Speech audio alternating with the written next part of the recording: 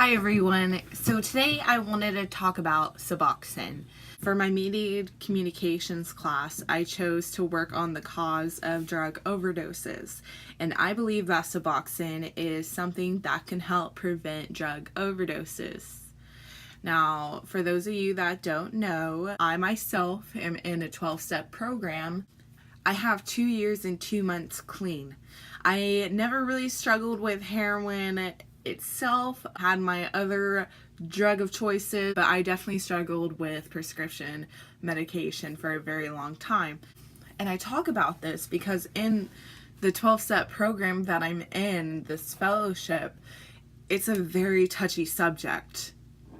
Nobody wants to talk about Suboxone because there's so many different opinions, and unfortunately there's a lot of judgment against people who do use Suboxone. Some people think if you're on Suboxone that you're not clean and you shouldn't be counting clean time, and others are totally fine with it.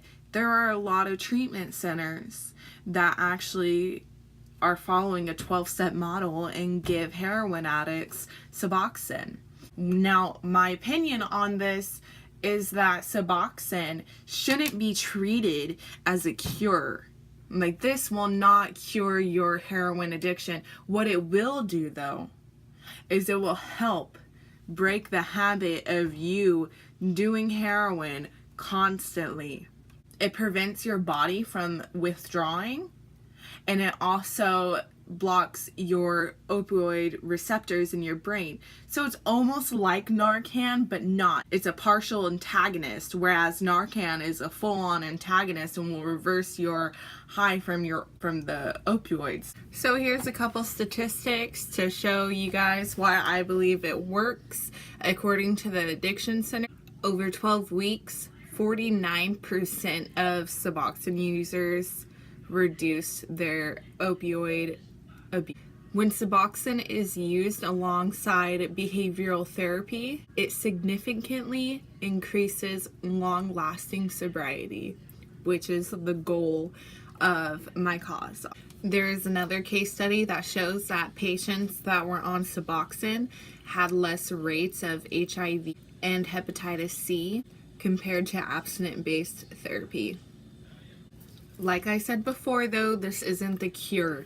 So the goal of this should be, once you start taking a high milligram, you need to taper off of it. That way you can eventually one day be completely abstinent off of it.